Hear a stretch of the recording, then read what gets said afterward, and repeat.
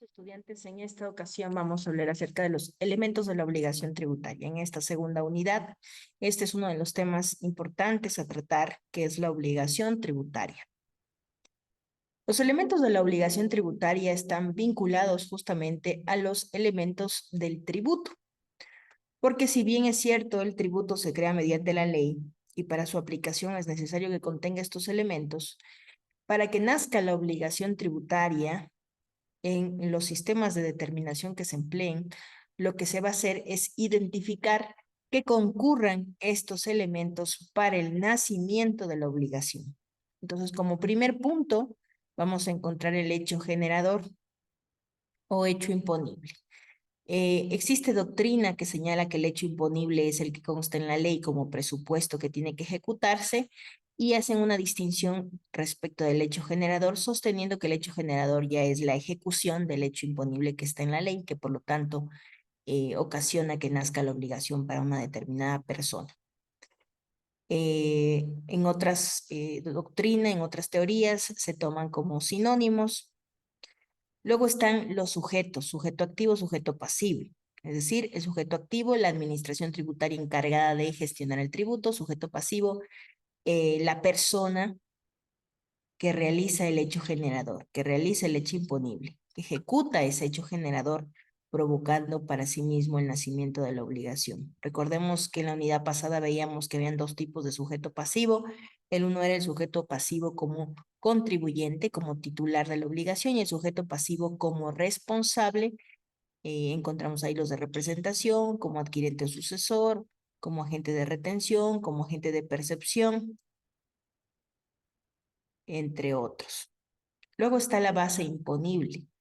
La base imponible se entenderá como aquella magnitud o medición del hecho grabado, es decir, del hecho generador. Representa la capacidad contributiva y es a esta base imponible a la que se le aplica la tarifa del impuesto, para de esta manera liquidar la obligación tributaria y poder identificar a cuánto asciende la cuantía del tributo a pagar. La tarifa, por otro lado, es aquel monto que se aplica a la base gravable. Representa el valor del gravamen. Puede ser una tarifa en dólares, conocida como tarifa específica; puede ser una tarifa ad valorem, que puede ser porcentual; y puede ser una tarifa mixta compuesta por una tarifa específica y una tarifa ad valorem. Además, otro de los elementos a considerarse en la determinación de la obligación tributaria y por lo tanto como elemento de la obligación es identificar si existen exenciones tributarias.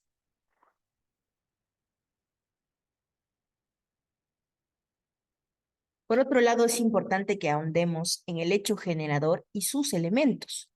Hensel señala que el hecho generador debe ser entendido como aquel conjunto de circunstancias contenidas en forma abstracta en la norma de derecho tributario material, de cuya concreta realización se derivan determinadas consecuencias jurídicas, como el nacimiento de la obligación y por lo tanto el pago del tributo.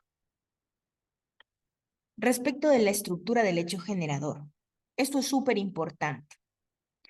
En la estructura del hecho generador vamos a identificar los elementos del hecho generador. Una ley debe ser elaborada entendiendo la estructura del hecho generador. Si no se tiene clara la estructura del hecho generador, pues vamos a tener algunos conflictos al momento de determinar su nacimiento y su posterior exigibilidad. Entonces, teniendo esto claro, vamos a identificar dos grupos de elementos. Por un lado están los elementos objetivos y por otro lado los elementos subjetivos. Dentro de los elementos subjetivos está el sujeto pasivo y el sujeto activo. Y dentro de los objetivos vamos a encontrar algunas dimensiones, ¿no? Una dimensión material, una dimensión espacial, una dimensión temporal y una cuantitativa. Vamos a ponerlo aquí en un ejemplo, ¿ya?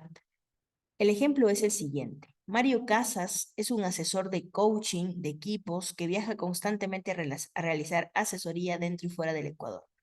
Para desarrollar su actividad económica, ha creado una empresa unipersonal de responsabilidad limitada denominada Art Pandemic en el Ecuador. Durante el año 2020 recibió rentas de Uruguay, España, Argentina y Ecuador. Y ahí podemos ver los valores. En Uruguay, 15.000, España 10.000, Argentina 12.300 y Ecuador 21.000. Este va a ser un ejemplo del impuesto a la renta, ¿ya? Como elemento subjetivo vamos a encontrar al sujeto pasivo, que es la persona que genera la renta. En este ejemplo, el sujeto pasivo va a ser Mario Casas. Respecto del aspecto material, ya como elementos objetivos, en el aspecto material, en cambio, vamos a encontrar ya esa acción que se graba en el hecho generador, en este caso como es el impuesto a la renta, tenemos la renta global, ¿no? En este caso dice la percepción determinada es de $5,300, es decir, él durante el año fiscal 2020 generó $58,300. Aquí vamos a encontrar dos aspectos, el aspecto material, que es la renta, y el aspecto cuantitativo, que es cuánto ha generado el valor económico ya cuantificado, que son $58,300. Luego está el aspecto espacial. En nuestro país se graba la renta global, la renta mundial.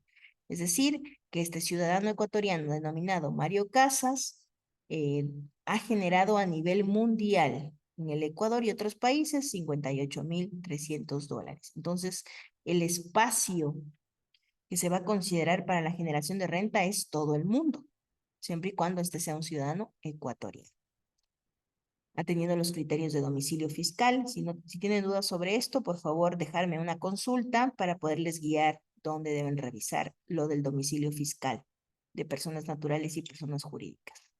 Luego está el aspecto temporal. Uno puede generar renta todos los días. Entonces, el aspecto temporal nos ayuda a segmentar ese periodo de tiempo en el cual se va a considerar el hecho generador. Esto para ciertos impuestos como la renta, ¿ya? Entonces, el periodo de imposición, según nuestro código y nuestra ley tributaria, la ley de régimen tributario interno, es un periodo fiscal de enero, 1 de enero al 31 de diciembre. Por lo tanto, en este ejemplo, el periodo de imposición será el año fiscal 2020. Hasta aquí este ejemplo y el contenido sobre el hecho generador. Recuerden, por favor, ver más de una vez este video, tomar apuntes y prepararse para el examen de segunda unidad. Recuerden que nos quedan 2 semanas de tutoría aún. Aprovechen la semana de videoforo y de retroalimentación para realizar sus preguntas. Además, está abierta la sala de consultas para cualquier inquietud.